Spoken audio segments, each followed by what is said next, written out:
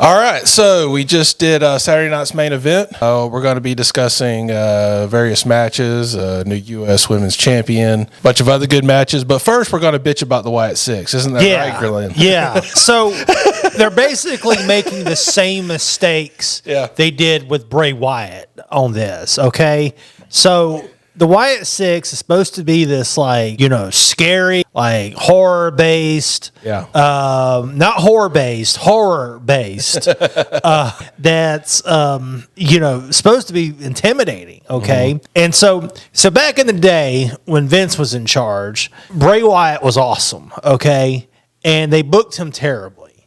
And they booked The Fiend terribly. Not at first, but later. They had some so-called data saying that he buried wrestlers and they couldn't recover from it. Well, I mean, here's the thing. His crap was better than whoever he was burying. Why not keep that going? So anyways, Uncle Howdy jobbed on Monday Night Raw to Karrion Kross. Who's Karrion Kross? The guy they're feuding with. You know what's cool about Karrion Kross? His entrance with Scarlett. You take that out with the music, and you take her out. What is he?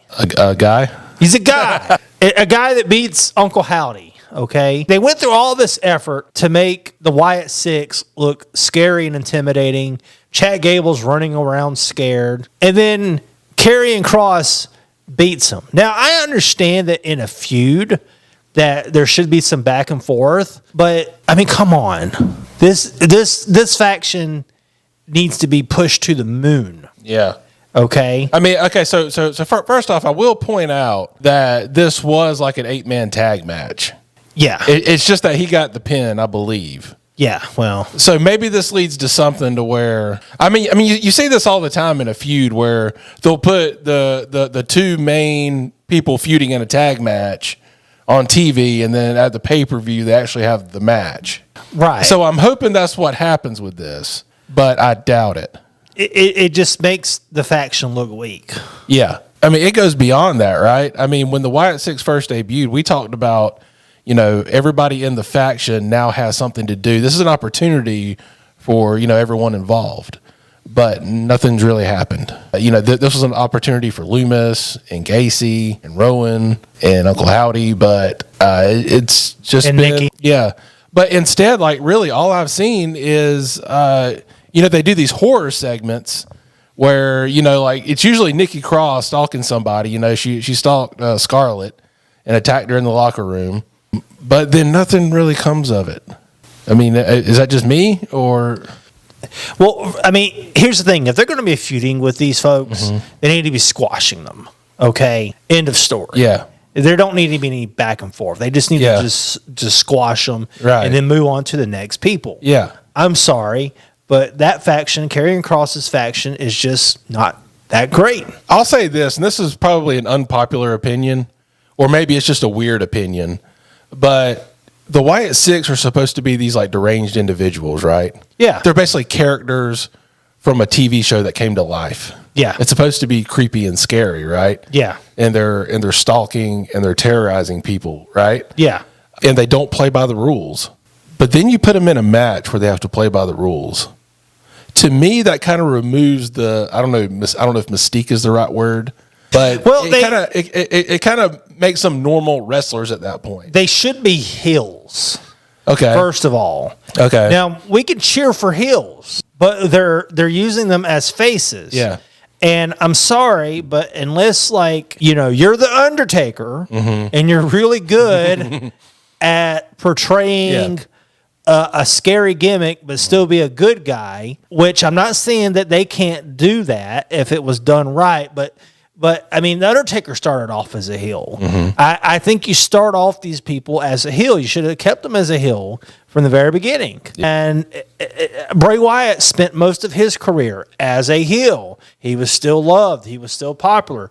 But he was a heel. The Fiend was a heel. And that means that they can do all that menacing just throwing the rule book out the window stuff and be scary without having to play by the rules. Right. If you're a heel, you can do that. That's part of the process of being a heel. Yeah. They could be a heel that we actually like and cheer, just like in the same way that happened with Bray Wyatt. Yeah. Bray Wyatt was a heel. We still had our camera phones or whatever, the little lights from the phone, you know, in the air, waving around. Even though he's a heel, he's a bad guy. Yeah. We're still participating in the entrance. We're still giving him maybe a mixed reaction from the crowd, which is fine.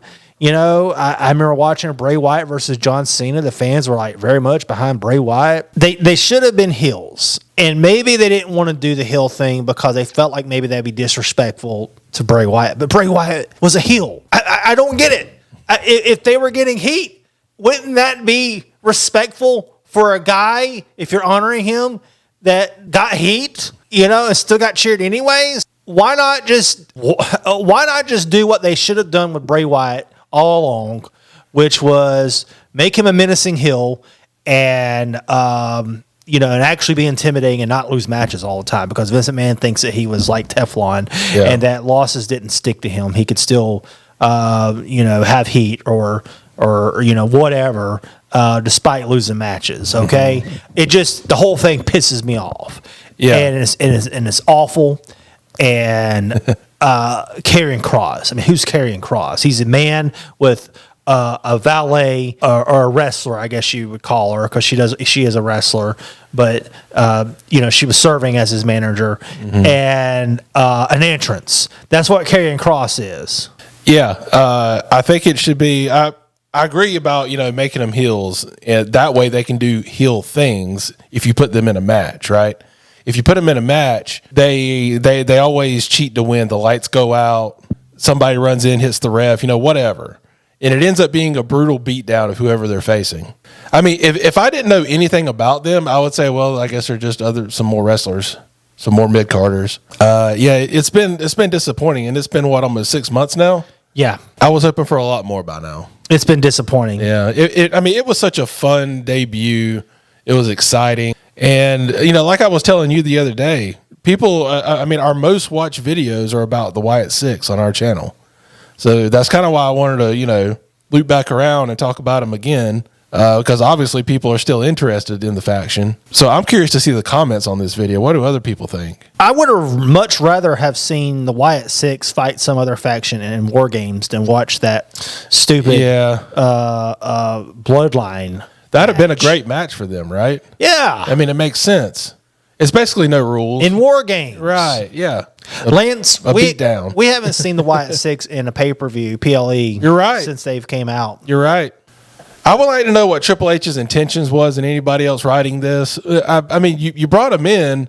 I want to know, what were they thinking? Okay. I mean, did they not have a plan for them? But I mean, it seems like all the work done on this faction was concentrated on the debut and then nothing after that. And here's another thing that ticks me off is people bringing up how there were out of character like photos and stuff of the faction members. Yeah. So freaking so what? Yeah. Wrestling's fake. It's 2024. It's not. This isn't 1987, okay? We're not trying to protect the business here. Yeah. Now, I understand some wrestlers went out of their way, like Undertaker. Yeah. You know, but I mean, that's fine. I think I know what you're talking about. The picture they took with the fans at the Whataburger after the show. Yeah. I like Whataburger. Can't you tell? Yeah. They just happen to like Whataburger. Yeah. I mean, the Wyatt Six has got to eat too, you know? Yeah. What are they supposed to live off of? Like magical osmosis or something? I mean, come on. I mean, some of the comments were pretty funny. It was like, you know, after murdering Chad Gable, they grab a bite to eat at Whataburger. Yeah. It was still funny, but at the same time, I don't care if they took a picture with a fan at a Whataburger. Yeah. That doesn't kill it for me. If you watch a TV show, and this actor, like, you know, brutally murder somebody, and then the actor takes a picture with a fan at some restaurant, are you going to be like, oh, wait, he just murdered that guy. Why is he taking pictures with people? Yeah, you know, I know. It's not the Seriously. same. It's you know, I mean, I've talked about this before. You can't always draw an exact parallel between, you know, TV shows and wrestling, because wrestling is its own thing. But in that case, it is the same thing. You got people playing a character. Yeah. And they're not characters when they're not working.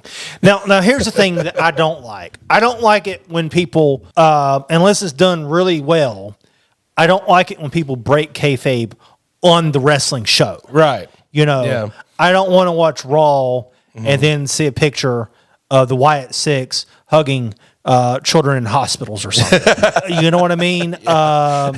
I don't want that. Right. But if there just so happens to be pictures of members of the Wyatt Six hugging children in hospital, so be it. Yeah. This is a different era. Yeah. Okay. And you know, if some kid wants his make-a-wish is to see, you know, Drew McIntyre, okay, then fine. Right. Let Drew go. Right. I mean, look, if you have a problem with that, then I have to ask you, do you think wrestling's real? I mean, come on. So what year are you in? Yeah. All right. So are we done with the Wyatt Six? We're done with the Wyatt Six. All right. I ran over. So, yeah, more needs to be done there. So, we're going to move on to Saturday night's main event. So, first off, I want to ask you, how often do they do Saturday night's main event? Is it kind of random? It's not a regularly scheduled program. I know it's not regular, but is there a certain time of the year they do it? Or is it just like when they feel like it's time to do one? I think it's whenever they feel like it. It's probably going to be spaced out seasonally. I want to say there was 4 episodes a year in the deal or something. Okay. I could be wrong on that. Check behind me on that. So how often was it back in the day? Was it a regular Saturday night show or was it like a special thing? It was a special thing. It was always a special thing. It was like a mini pay-per-view that was for free. Okay. Kind of like how Clash of the Champions was in the NWA, WCW. Right. Okay. I miss Clash of the Champions. Yeah. and Clash of the Champions blew Saturday night's main event out of the water. Okay. I mean, Clash of the Champions was great. Yeah. Great. Now was Clash of the Champions like just all title matches? Is that pretty much what it was? They would have grudge matches or other matches. I mean, it was... Because I was wondering because AEW does something like that called Battle of the Belts, but I think it's like all title matches that they do every few months or something. No, Clash of the Champions was basically a free pay-per-view that was on television. Okay. Yeah, we want to get into this from the top. First match, I guess. All right, first match. Drew McIntyre and Sami Zayn. Yeah. Drew McIntyre wins the match. Yeah. Good match. I don't have a whole lot to say about it except for it was a good opening match. I think it was the right match to have first. I was pleased. Yeah, there was a lot of energy. The crowd was hot right away. My only complaint about the entire event is that all the matches, for the most part, were pretty predictable. Yeah. Every match, I think that if I was to pick a winner, I would have picked that one that won. And I expected all champions to retain. Of course, we did have someone win a belt and a finals for the Women's U.S. Championship. Yeah. We'll get into that. Yeah. But yeah, it was a good opener. Drew McIntyre, he's someone that's being booked well right now. He's being booked strong. I think they're doing well with his booking. Sami Zayn can suffer a loss, especially against Drew McIntyre. Yeah. So I don't think it's going to hurt him. Yeah. And, it's wrestling. Somebody has to win and somebody has to lose. And so I think they made the right call by having Drew McIntyre win that match. I don't think it would have made sense for Sami to go over that match, honestly. No. But yeah, it was it was a solid match. Like I said, a lot of energy. Yeah, I don't really have much to complain about there either. So moving on, we had Liv Morgan. Don't simp too hard, Lance. Okay, well, I'm going to, okay? I'm going to simp really hard. Look, I'm going to simp hard for this match, okay? All right, Liv Morgan versus Iyo Sky. First of all, Iyo should have won the match. Okay, I know she wasn't going to. Okay, because of booking, and everybody loves Liv because she's super attractive. There's more to that though. She still got the feud with Rhea Ripley, as you saw at the end of the match. So if you dump the title over to Iyo, then there's kind of nothing between Liv and Rhea anymore. Well, when I say that Iyo should have won the match, what I'm saying is skill wise, Iyo Sky is like just by magnitudes better. I'm gonna push back a little bit here, Glenn, because I'm about to simp. Okay, stand back. Let's simping. 2 very important spots in this match. One, you probably know what I'm about to say. Okay, I think so. The knee to the face. Yeah. It was a very stiff knee to the face. Liv's nose was bleeding, and she milked it a la Britt Baker. Okay, it was fantastic. She just went with it. The other one was the botch by Iyo Sky off the top rope. Okay, Liv Morgan handled that perfectly. She did. She did. Let me finish. My guess is that the spot was supposed to be Iyo springboards off the top rope, and then Liv reverses it into the knees to the face, whatever they call it. Iyo Sky slipped off the rope. Liv Morgan immediately made it look like, oh, she fucked up. I'm going to take advantage of this and hit the knees anyway. She didn't just stand there and go, oh, what do I do now? Yeah. It was great. It looked like part of the match. If you don't know any better, if you haven't been watching wrestling as long as we have, it'd be like, oh, that was just part of the match. But we know she fucked up, which is okay. It happens. But Liv knew exactly what to do in the moment and hit the move and made it look great. Kind of like the way Jacob Fatu botched the match in War Games and then sold the leg or whatever it was. Are you done? Immediately covered for it. Are you done simping? Yes, I'm done simping. Go ahead. You can go ahead. I'm done simping. Okay. I will agree. I will agree. Lance does a good job of bringing up stuff. I have a bias against Liv. I think she's overrated. And I think in wrestling, looks can only get you so far. But I remember thinking when I saw that. Yes. Yeah. I remember thinking that Liv handled that extremely well. Yeah. Yeah. It looked fluid. There was like no stalling. Yeah. Liv realized very quickly that Iyo made a mistake. Yeah. And, that's going to happen when you do high-risk maneuvers. Right. You watch AEW, you see it all the time. Yeah. It happens when you do the high-risk stuff, and Iyo does the high-risk stuff. Yep. Iyo had a botch. Before the fans even had it, there was a reaction from the fans, and then Liv immediately countered it into the lung blower or whatever it's called maneuver. Yeah. It looked good. Yeah. It looked like a good cover for Io's mistake, and it drew attention away from Io's mistake, which makes Iyo look better. Right. Because if Liv would have handled that worse than what she did, it would have drawn a lot more attention to the mistake that Iyo made. Yeah. And it would have been more obvious that she made a mistake to fans that aren't as well in tune with what's happening. Right. And I think she handled it perfectly. Yeah. I will agree with you. I was against Liv the whole match, but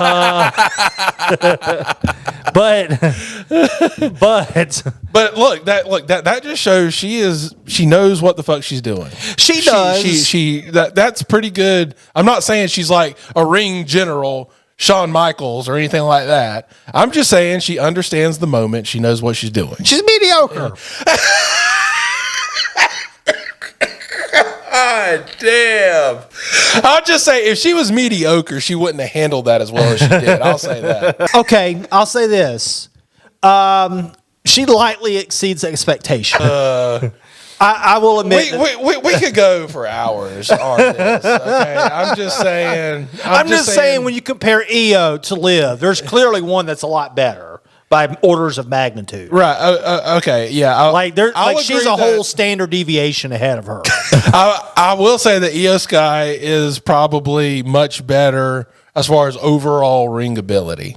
Right. Yeah. Like when you include everything, the physical performance, the psychology, all that stuff. But Liv knows what she's doing too.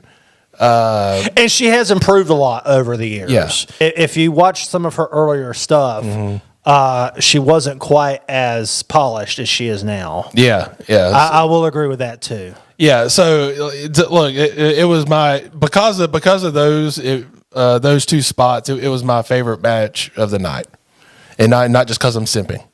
I don't think that's true. All right. Let's move on. What was the next match after that? I forget because I was so mesmerized by that match. Yeah, he has amnesia about the next match. He was just thinking about Liv the whole time. Couldn't think about anything else. Yep. Gunther Finn Balor, Damian Priest. Yes.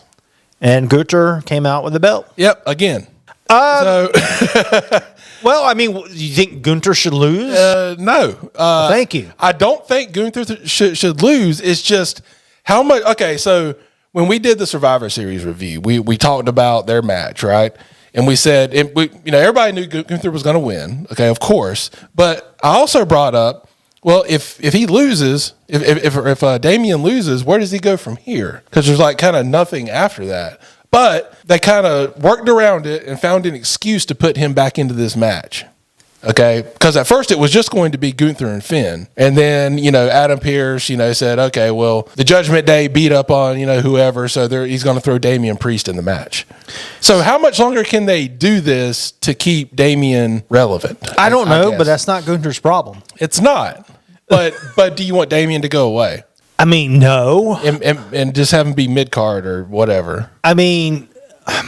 It's just, I'm just saying, it's an interesting point to me to bring up. It's just, I just don't think Gunther should lose the belt anytime soon. Okay, Gunther, until he loses it to LA Knight at WrestleMania. I would support that. Okay, Gunther is such a good heel that he doesn't even have to cheat in the match to get booed. Think about it. How often do you see Gunther cheat in a match compared to? I mean, your average heel cheats in every single match. When Gunther doesn't do it every single match. Of course, he's done it some, but it's not all the time. He's an intimidating heel. I mean, everything he does looks great. The match overall, what did you think? I don't think it's going to be memorable. Yeah, I think it was okay. Mm-hmm. I don't think it was either one of these men's best performance. Yeah. I don't think it's going to be memorable. Mm-hmm. Aside from just being another match. Yeah. Chelsea Green versus Michin. I know you were happy about this. Yes. All right, so Glenn's about to simp on Chelsea Green, okay? It's my time. My time. All right, Glenn, go. All right. So let's look at what she did earlier this year. Okay. That great spot in Money in the Bank with the ladder, where she's on the ladder. Mm-hmm. It gets, tipped over. She falls through the table on the outside of the ring. Okay. She did the spot of the night. Yeah. Okay. Nobody was expecting that out of Chelsea Green. Yeah. See, unlike Liv, Chelsea is underrated. Okay. Chelsea hasn't had her moment. Okay. She has the tag team and all that. Like they mentioned, as far as winning a title, she hasn't won anything since TNA. Okay. Yeah. Unless she's won the tag titles. Did she win the tag titles? I don't recall if she's won the tag titles. All right. Hold on. Let's look this up. Yes, she's won the tag titles, the women's tag titles, with Sonya Deville and later Piper Niven, okay? And I felt like she's always been kind of under Piper's shadow. I understand that because Piper is great. Speaking about someone that's underrated, instead of pushing, and I know I'll probably get some hate comments because people love Nia Jax apparently. Yeah. Oh yeah. But we got some comments last time. What are these people? Nia Jax has fans? One guy said he was liking the video until he started bashing Nia Jax. Oh God. Okay. If you're gonna have a big woman at the top of the card, it needs to be Piper. Yeah. Okay. Not Nia. Get rid of Nia. Fire her. God damn. Make sure she is unemployed. Yes. I don't want her to have a job. Send her to TNA. Chelsea has not really had her moment. I mean, yeah, she's won the tag titles. She's good in the ring. She's well-rounded. Like you said about Liv, you could tell she knows what she's doing. Yeah. And then go back and rewatch that match. Okay, Michin was the face. Okay, and aside from Piper interfering in the match, who were they cheering for? Chelsea. Okay, even with her obnoxious gimmick, even with her being portrayed weak for ages, she was being cheered. And I guarantee you, there's a lot of fans that were thinking about that spot in that ladder match that stole the whole show that night and saying, you know what? She never got anything for putting her physical well-being at risk for our entertainment. And she's always been, the second to Piper's greatness. And that night, she got what she has been deserving. Although I would say she deserves a world title, But a U.S. title is a good stepping stone for now, and I will be temporarily satisfied with that. Right. So, yes, I am a Chelsea Green fan. I'm ready to see great things with Chelsea, and I think this is a good opportunity for her. She could be, she's the inaugural U.S., the women's U.S. champion. That's a great thing. And I like Michin too. Don't get me wrong, but of course I was going for Chelsea in this match. It was a no-brainer. Yeah, and you said earlier she's kind of been in Piper's shadow. Well, she's not in her shadow anymore. No, she's the champion. So she's the champion. So Piper was in her corner. Right. I also enjoyed the ending where Piper is celebrating with Chelsea up on her shoulders. Yeah. Piper looked genuinely happy for her friend. Yeah. Like it didn't look like fake wrestling acting. Yeah. Where they're just given a script and you're supposed to smile at the camera. Yeah. She looked genuinely happy that her friend Chelsea won the match. I don't know if they're friends in real life. Maybe they are, maybe they are not. Yeah. But she looked genuinely happy that Chelsea won the match. And I think that also was great as well. And I enjoyed that. Yeah. So that's me. I'm finished simping. Okay. We can move on. Maybe all the simping's done for the night. Cody Rhodes versus Kevin Owens. Yes. Okay. Two referees get taken out in one match. Yeah. We had a referee counting from outside of the ring. Yes. There was all kind of things that went on in that match. Right. What did you think about Cody getting pinned by Kevin Owens and the referee was knocked out and then it, looking like what would be well over a 3 count? What did you think about that, Lance? I've seen that before. You knew that was happening because the refs were knocked out. Yeah. But I didn't have a problem with it. Was there something that you noticed about it? Well, I think there was only one ref that got knocked out, and then another ref came in the ring. The second ref got knocked out too. Yeah, after. Yeah. So some people might say that booked Cody to look not as strong. My thing is, if they're going to continue with the feud with Kevin Owens and Cody Rhodes, that was the right call. Yeah. Because it wasn't a decisive victory in the fans' eyes. Right. And so in my book, that calls for a rematch, which is good because Kevin Owens needs something. Yeah. And Cody Rhodes is, I always love seeing Cody Rhodes. Great moves in the match. Cody was really, showing off his athleticism. Kevin Owens, he's Kevin Owens. He's just good. I think he's underrated. Somebody mentioned it's been like 7 or 8 years since he's won a world title. We had Jesse Ventura commentating on the match. And who was better than Jesse Ventura to commentate this match? Yeah. Because Jesse Ventura was bringing up how Cody cheated and, that Kevin actually won the match. And, it was classic heel commentary. That's what I was about to ask as it you. could ever be. That's what I was about to ask you. Did Ventura do heel commentary back in the day? Yes. That was his job. Yes, okay, that's all he did. Because at the beginning of the show, he started ripping Dusty and Cody. Yes. At the beginning of the show. That's like, holy shit. That's what he did. He said he questioned whether or not Cody was really Dusty's son. Jesse revealed a little tidbit that he had never wrestled Dusty Rhodes. I wasn't aware of that, but that's probably because Jesse was in the WWF and Dusty was NWA and territories. That's probably why that never happened. I wasn't aware of that, and I haven't fact-checked that, but it does make sense that they never crossed paths because by the time that Dusty got to the WWE, Jesse had already retired at that point. Yeah. And so they never had a chance to cross paths. Jesse Ventura commentated like he never stopped. Yeah. Like he never quit. He never retired. Yeah. He was on fire in that match. Yeah. And that was one thing I was wondering. I was like, they're actually putting this guy with the mic during a live match. I understand it had his little segment in the beginning of the show, but that could have been scripted or something. Yeah. But they had him commentating the match, and I was like, "How is this going to go?" And it was like yesterday. Like nothing's changed, and everything was just great in heel commentary land, and it just made me miss all of my great heel commentators like Bobby the Brain Heenan and all those guys that were just genius heel commentators.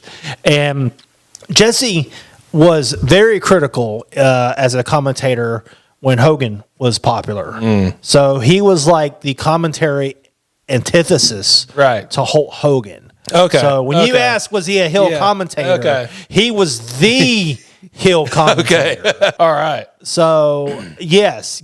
And then Jesse went from the WWE to WCW. Okay. And was a heel commentator there. And that's when I started really watching wrestling, was in 1993. I mean, I dabbled with wrestling before then, but I really started watching wrestling in 1993. And Jesse the Ventura was commentating as a heel commentator back then. So he was Jerry Lawler before Jerry Lawler. Oh yeah, in the way heel commentary before, game. Way before Jerry Lawler. Yeah, Jerry Lawler based a lot of his stuff off of guys like Bobby Heenan and Jesse Ventura. These guys really were the ones that set the pace. Yeah. You know, if you go back that far. Yep. And it was just great. I mean, if I was going to watch a match where the babyface cheats in the match, having Jesse Ventura there was just awesome. Yeah. And so that helped make the match for me. Yeah, absolutely. Good match. What'd you think about the Winged Eagle belt? I love. Well, I mean, anything old school. I mean, I like seeing. Well, they brought it all out for this show as much as they could. Speaking of the time that I started watching wrestling, that was the championship back then. Right. So I loved everything. I loved the red, white, and blue ropes. I loved the old school entrance. I loved the old school WWE thing, even though there wasn't an F. Yeah. I love the old turnbuckles. The referees dressing up, like how they should. Yeah, like they should. I enjoyed all of that. Yeah, I really like that for Cody too, because I don't know if you saw the episode, but when Cody first returned to WWE, he went on Stone Cold's podcast, and he was talking about wanting to win the title, and all that stuff, and behind on the background of Stone Cold's podcast, up on the wall, he has like a lot of the old title belts, and he turned around and he said, "You have the Winged Eagle. That's the one I really want." Yeah, he even said that then, over 2 years ago, whenever it was, and he actually had a night where he got to go out with it. So that was pretty cool. The Winged Eagle was the best WWE title. Yeah, I know that the guy that likes Vince Russo likes the Big Eagle title. I don't think that belt was all that great. The Winged Eagle was the best WWE title, and in my opinion, it was the second best championship. Period. Behind the big gold belt. Of course.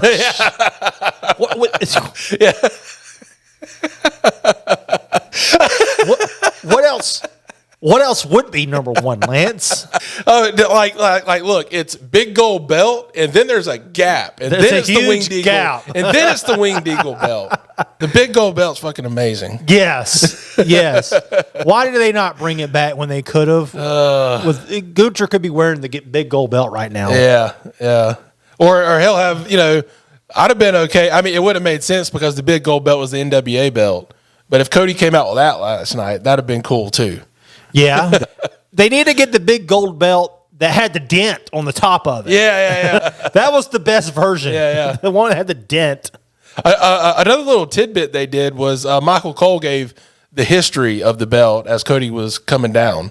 He talked about, who designed the belt and made the belt, who first held the belt, which was Hogan. I thought that was a pretty good touch that they gave a little history lesson there on the belt. Yeah. It was nice. The only thing about it is you mentioned bringing out the big gold belt. It's the WWE Championship, so it wouldn't make much sense for him to go out the big gold belt. Yeah. Although it would look cool. Yeah, I mean, maybe he could carry the Winged Eagle and the big gold belt. Yeah, there you go. Go back to carrying two belts. Maybe Gunther can carry the big gold belt. Okay, and then Cody can beat Gunther for both titles and come out with the Winged Eagle and the big gold belt at the same time. Yeah, that'd be awesome. So is that all we got? That's all we got. Okay, so I want to bring up one other thing. I'm going to go ahead and squeeze in some AEW here, okay? because some good things have happened recently. I've enjoyed the past couple shows. You know what I'm about to talk about. Yeah, I already know what you're talking about. I'm going to talk about Toni Storm. I'm talking about Julia Hart. All right. Because Julia Hart returned last night on Collision. Which I'm okay with that. Yeah, they've been doing some vignettes or whatever with her, you know, teasing the comeback, and then she showed up last night. Now, I didn't watch it last night, so did they change anything with her gimmick? No. Good. Same music and everything. Okay, so what they did, there was a match going on, and the lights blinked off for like a second and came right back on, and then the match continued. When the match was over, they went off again. When they came back on, Julia Hart had whoever in a hold and hit. I'm sorry, I forget who it was, but hit whoever with the move. And then they're AEW wrestlers. They're most of them forgettable, anyways. But Toni Storm, holy shit! Last night, the guy who likes Vince Russo messaged me about Toni Storm and what's actually happening with her, and this is fucking brilliant. So she returned on Wednesday, but she returned as her punk rock gimmick. So she's no longer Timeless Toni Storm. So she comes out in her punk rock gimmick. She came out at the end of a match, at the very end of the show. It was the main event. She comes out, the biggest pop of the night, because, it's Toni Storm, right? So she comes out, and she looks like she's about to cry because of the pop, okay? Which is kind of understandable. She's been away for a while. She comes back, It's kind of like what happened with Edge when he came back at the Royal Rumble. He looked like he was about to cry when he came out, It was sort of like that. And then she had a match Friday on Rampage. It was a match she went over, of course, pretty much a squash match. And then Saturday, last night, she had a match again. And she goes over in that match, of course, and she grabs the mic and she says, Toni Storm is finally all elite. And I'm like, oh my God, they're going to do this. They're going to fucking do this. The next segment was a backstage segment where they were interviewing Thunder Rosa. Okay? She interrupts the interview and shakes hands with Thunder Rosa and who's John Moxley's wife? The one that does the interviews. I'm sorry, I forget her name. I'm drawing a blank. But she shakes hands with both of them and introduces herself as Toni Storm. I'm so excited to be here. It's great to meet you. So she's doing this thing where she's batshit, and she thinks she's debuting in AEW for the first time. Okay, that's cool, but are they really doing away with the Timeless Toni Storm gimmick when it was still that's so part popular? of it. Okay, I can go back a little bit on that. So the way commentary would handle her gimmick was like she was batshit. And she lost her mind doing this Timeless Toni Storm gimmick, thinking she's a actress from the 40s, okay? Uh-huh. That's the way they sold it on commentary, like she's lost her mind. So there's a chance it could come back. Yes. So it's just continuing that. She still has lost her mind, but even more now. She thinks she's in AEW for the first time ever. So that's what they're doing with it. I fucking love this. Hey, look, Toni Storm's great. Mm-hmm. I liked her a lot in the WWE. Speaking of underrated, I think she was greatly underutilized there. I'm not an AEW mark, but I'm glad they're doing stuff with her. And I hope that that she's successful there, which she's already been successful. So, I'll be interested to see how it continues. So, you see, the thing is that when she came out on Wednesday with the punk rock gimmick, I'm like, oh, fuck, she's just going back to the gimmick. But no, there's so much more to it. It's fucking great. By the way, I've got one more thing I want to add. Yeah. The WWE is going to lose a lot of people in all these transitions they're doing. Okay, yeah. Okay, so you got all this stuff happening at one time. You got SmackDown on USA. You've got stuff going on with the WWE Network closing down. You've got Netflix and Raw being moved to Netflix, which I'm thinking includes old episodes of Raw. That's what's So it looks like all the Raw, at least the Raw archives, will move to Netflix. Okay, that's what I understand anyway. And then, in my opinion, what's even worse than all of this is, and this is old news, I get it, but the Hulu deal is not going to be renewed. Yeah. So you have a lot of fans like me that would watch Hulu the next day because I got stuff to do and I can't watch 3 hours of wrestling on Monday night. Yeah. And 2 hours on Friday. So I can watch 3 hours and watch both of them. Yeah. You're going to lose a lot of fans, in my opinion. Maybe I'm wrong. Maybe this is a brilliant decision. In my opinion, they should have done the Netflix deal, but they should have kept the Hulu deal. Yeah. But you're going to lose a lot of fans that were watching wrestling on Hulu. So on Hulu, were you able to watch both Raw and SmackDown? Yes, and NXT. Okay, and NXT. Okay. So on Netflix, if you have Netflix, you're going to be able to watch Raw regardless because you're just going to be able to watch the replay. Yeah. But SmackDown, there's nothing for SmackDown from what I understand. Someone like me that doesn't watch cable, Yeah. I have to buy cable just to watch SmackDown. Yeah. Which I don't plan on doing. I don't know where it would be for a replay. Nowhere. It should be on Peacock because it's on USA. It'll be on Peacock 30 days later. 30 days later. That's not good enough. If anybody out there knows what the fuck is going on, can Message explain us. it. But yeah, just leave a comment. Let us know if this isn't the case. If you know what's going on, let us know. And if Or this chaps your ass like it does mine, Yeah. leave a message yeah, to comment. yeah. All right. So does that wrap it up for this That's week? it. We did a long show. Yeah, we did. All right. We'll see y'all later. All right, peace. Bye.